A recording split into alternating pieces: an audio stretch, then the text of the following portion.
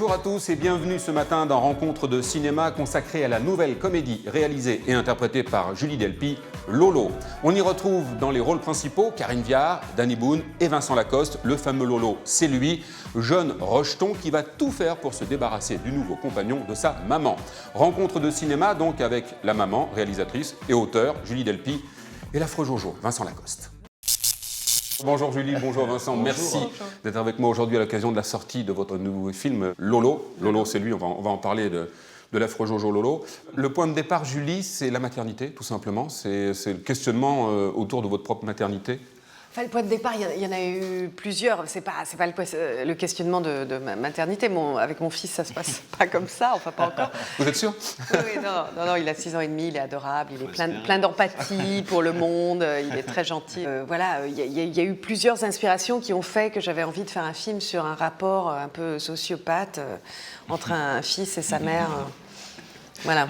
Que Julie vous a présenté comment, justement, Vincent? Elle m'a envoyé le scénario.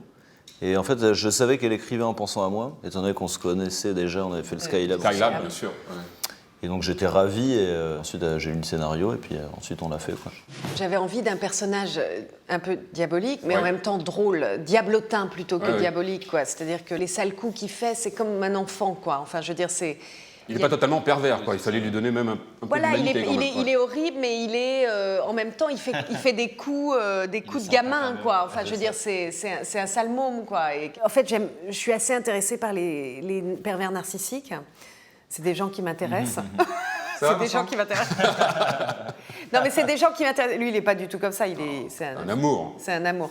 Mais il est très sympa. Enfin, je sais pas, après, dans sa vie avec les meufs, peut-être que c'est un monstre pervers. On va en parler tout de suite après. Il fait vivre un enfer à tout le monde. Mais c'est possible, hein. Il y a des gens...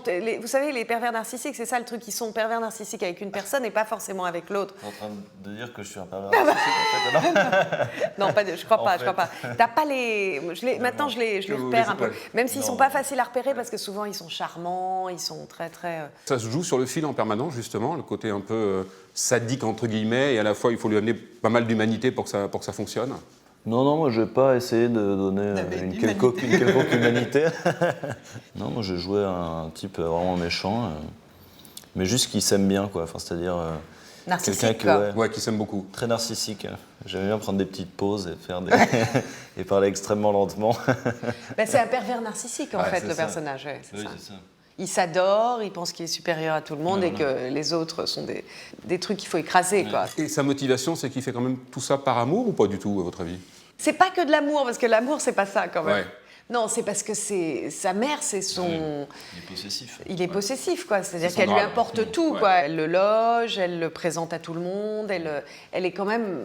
Il y a un côté pratique aussi, qui est très narcissique, en fait, parce que narcissiques, ils n'aiment pas forcément les autres. Hein. Très égoïstes. Mais en fait, ce qui m'a inspirée, c'est pas que moi en tant que mère, mais... Quand je vois des amis qui ont des ados, qui leur ont donné l'amour, l'éducation, qui ont été super cool avec eux, et ils se retrouvent, ils ont 17 ans ou 18 ans, ils se retrouvent avec des monstres. Et tu te dis, mais qu'est-ce qu'ils ont fait de mal? Ils ont tout fait pour que leur enfant soit heureux, bien dans leur peau, et c'est des monstres. Et tu te dis, mais comment...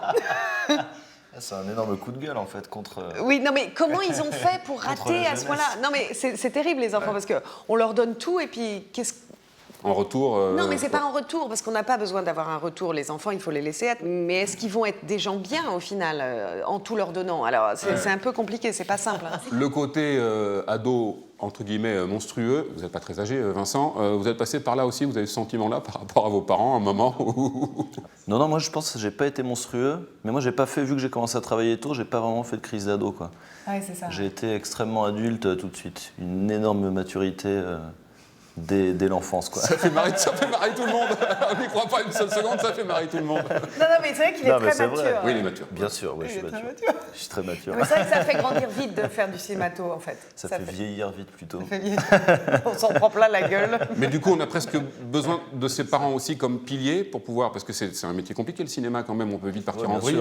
La structure familiale, les parents, elle vous a aidé à un moment quand vous avez commencé dans ce métier? Moi, mes parents, ils m'ont toujours laissé faire ce que je voulais faire, c'est-à-dire ils m'ont jamais empêché de faire du cinéma, mais quand même, ils m'ont demandé de finir mes études, enfin d'avoir le bac.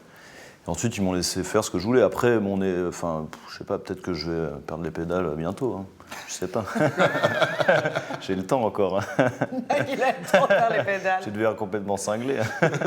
J'adore dans Lolo, c'est votre qualité d'écriture qu'il y avait déjà dans les films précédents, comme Two Days in Paris, New York ou le Skylab. Et là, je trouve que vous allez peut-être, on va en parler pour la première fois, quelque chose de plus populaire. C'était l'envie de garder cette écriture, parce que c'est vous, et elle est formidable, et d'aller sur un terrain, justement, entre guillemets, plus populaire. Oui, alors est-ce que c'est possible de garder son style tout en allant vers un truc plus populaire ? Moi, je pense que oui. Alors, est-ce que ça va choquer des gens, peut-être un peu la façon dont les gens s'expriment dans le film Notamment dans vos rapports avec Karine, par exemple. Avec Ariane, Karine qui joue Ariane. En même temps, c'est gentillet. Il y a quelques mecs qui m'ont fait le truc, ils disent « Ouais, c'est quand même hyper anti-homme, tout ça, c'est une vengeance, gna gna gna ». J'ai dit « Mais attendez, ça va... » C'est une comédie, ça va, ça fait 10 000 ans qu'on s'en prend plein la gueule. Si vous pouvez pas prendre une blague sur une pipe, c'est grave quand même. C'est des discussions entre deux bonnes copines et c'est formidable parce qu'on les entend tous les jours, ces discussions-là, on les voit. Elles sont rarement transcrites au cinéma. Je pense que c'est assez réaliste. Enfin, moi, je veux dire, c'est comme ça que je parle avec mes amis. Et pire, et bien plus. Mais surtout, ce que je voulais montrer, c'est que c'est des nanas qui ont de l'humour dessus. C'est-à-dire, c'est pas juste, elles parlent de cul un peu salement, etc. C'est pas pervers, quoi. C'est pas malsain. Parce que moi, j'aime pas les trucs malsains ou vulgaires. Mais par contre, qu'elles s'expriment très librement sur la sexualité et qu'elles en rient surtout. C'est ça qui est important. Avec l'envie donc de retravailler avec Vincent et Karine, qui était aussi dans Skylab, qui avait un tout petit rôle. Donc, le film a été écrit en pensant directement à Karine, à Vincent et à Dany. Karine et Vincent. Bon, Vincent, j'avais trouvé que son travail sur le Skylab vraiment super et surtout hyper professionnel, non, parce qu'il a l'air comme ça, mais en fait, il est très très studieux. Ils t'ont bien élevé tes parents. Ouais. Non, mais c'est vrai, il a quelque chose. Même si je suis assez déconneuse comme ça, au final, j'aime les gens qui sont sérieux, qui travaillent dur, qui sont un peu voilà. Et il est ça, et en même temps, il aime bien déconner aussi. Donc j'aime bien le mélange, évidemment. Et Karine. Et Karine, j'aime beaucoup son travail. Et en plus, je pense que pour dire les phrases qu'elle a à dire dans le film, il y a certaines qualités de gens. Il faut une posture. Il faut pouvoir les dire sans que ça fasse vulgaire. Il faut être à l'aise, quoi, à dire des horreurs. Il faut être à l'aise, vous voyez. Si on n'est pas à l'aise, ça fait un peu mauvais, ça lasse, quoi, au lieu de les dire de manière légère et rigolote, quoi. J'avais besoin d'un personnage qui est capable de faire la comédie, d'être la victime totale de cet individu louche.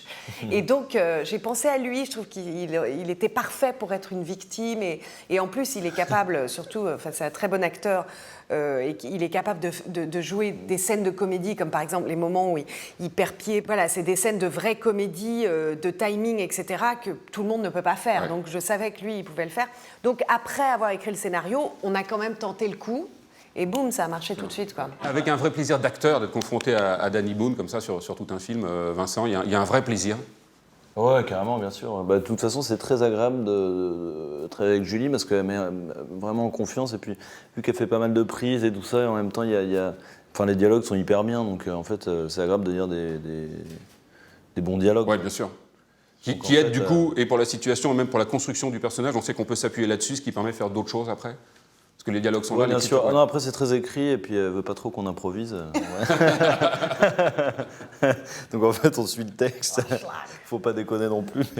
En même temps, si je puis me permettre, il y a une question de rythme aussi. Donc vous avez raison. Bien sûr, c'est important. Non, mais j'essaye d'écrire le plus possible. Alors il arrive de rajouter un mot par-ci par-là, mais généralement, bizarrement, les gens croient que mes films sont complètement improvisés, alors qu'en fait. Pas du tout. En fait, il y a juste plein de prises. Je parlais de qualité d'écriture, et c'est sincère ce que je vous dis, Julie, et c'est une comédie, et en même temps, je trouve qu'il y a beaucoup de thèmes modernes sur les femmes seules, sur le couple, sur l'éducation. Tout ça est abordé sur notre société. Ça aussi, c'était important d'aborder tout ça. Oui, j'aimais bien parler de l'idée que quelqu'un qui refait sa vie, enfin je vois beaucoup de femmes autour de moi de mon âge qui ont un mal fou à refaire leur vie ou à faire leur vie ou à remettre, qui se sont séparés dans la trentaine et qui qui essayent de remettre les choses en place et que c'est pas toujours facile. On est dans un univers quand même où l'homme a plus de facilité à refaire sa vie, ils sont papas à 60 ans sans se poser de questions. Une femme, c'est plus compliqué, évidemment. Surtout qu'elles travaillent, dans le film, elles ont un travail, soit Karine ou votre personnage, ils ont du boulot. C'est un certain type de femme qui a passé sa vie à travailler, à s'occuper de son môme et à pas s'occuper de sa vie de femme, d'une certaine manière. Donc là, tout d'un coup, elle redécouvre sa vie de femme avec cet homme. Oui, ça m'intéressait parce que moi, je ne suis pas dans cette situation exactement, mais je vois beaucoup de gens autour de moi qui se trouvent dans une situation similaire, quoi. Donc ça m'intéressait d'explorer cet univers. Voilà, parce que ça peut être assez douloureux. Hein. Là, j'en ai fait une comédie, évidemment, mais ça peut être un drame. Hein, c'est vrai que traiter différemment, ça peut être presque un drame absolu. Un enfer, oui. Mais il y a d'autres films sur ce sujet, qui sont d'ailleurs plus traités en drame qu'en comédie, d'ailleurs, souvent. D'ailleurs, le personnage est assez charmant. Il a beaucoup de charme, c'est ça qui D'ailleurs, pardon, c'est pour ça que ça fonctionne. Oui. C'est qu'on est prêt à lui donner le bon Dieu sans confession, à ce mec-là, au début, en tout cas. C'est l'image qu'il donne, quoi. Oui, c'est ça. Puis il est mignon, il se promène en slip tout le film. Il est en slip tout le film, de couleur. C'est un mec avec qui tu pourrais t'entendre, le personnage que tu interprètes. Non, pas du tout. Non, pas du tout, parce que déjà, même le milieu dans lequel il évolue et tout son truc et tout ça, moi, je trouverais qu'il est insoutenable, quoi. Enfin, qu'il est très... Moi, le snobisme, machin et tout ça... Mais même dans sa relation avec son pote, il est assez dur, moi, je trouve, d'ailleurs. Il est hyper violent. Ouais. Hein. Mais il est violent dans toutes ses relations, de toute façon. Il est abusif avec tout le monde. Ouais, il est abusif avec tout le monde. Il dégrade les gens, en fait, tout en leur faisant croire que c'est pour leur bien. Ouais. Ouais, mais ça, c'est typique des pervers narcissiques. Quoi. Ouais. C'est-à-dire, c'est des gens qui vous donnent des conseils sur tu devrais te débarrasser de cet ami, ma chérie, parce que tu es supérieur à lui. En fait, c'est soi-disant des conseils, mais en fait, c'est destructeur. Et à la fin, tu te retrouves genre isolé. Moi, je l'ai vécu, enfin, je ne vais pas en parler. Je connais des pervers narcissiques. Il y a un moment où vous avez pensé, Julie, à le tourner aux États-Unis qu'à un casting américain, ou pas du tout? Je dis ça parce qu'il y a un peu de Michael Cena, je trouve, chez Vincent Lacoste, qui jouait dans Juno et dans Supergrave.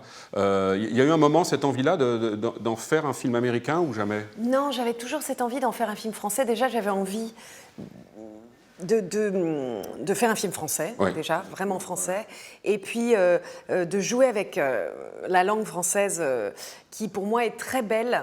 Et j'adore toujours le côté très argot de la langue française, mélangé à quelque chose qui... Je ne sais pas pourquoi, quand j'entends des cochonneries en français, je trouve ça toujours plus agréable qu'en anglais. Il y a quelque chose dans la langue française, quand on dit des horreurs, qui est assez agréable, en fait, je trouve. Et qui fonctionne mieux en français qu'en anglais, donc, du coup. Et qui fonctionne mieux, c'est plus fleuri. Par exemple, un très bon exemple, c'est par exemple, bon, c'est pas dans l'humour, là, mais par exemple, Georges Bataille, L'Histoire de l'œil, qui est un très beau livre érotique, mais très poétique. En même temps, traduit en anglais, c'est une horreur. C'est vulgaire, c'est affreux. Ça ne fonctionne pas du tout. Non, ça ne fonctionne pas du tout. Ce qui prouve que la langue française, il y a un langage châtié, j'adore ce mot d'ailleurs, parce qu'il y a le mot chatte. Mais donc, ce langage châtié me plaît beaucoup parce que je trouve ça très, très joli. Voilà. Il va falloir enchaîner derrière ça, j'adore. Merci beaucoup, Julie. C'est un vrai cadeau que vous nous donnez là. Merci.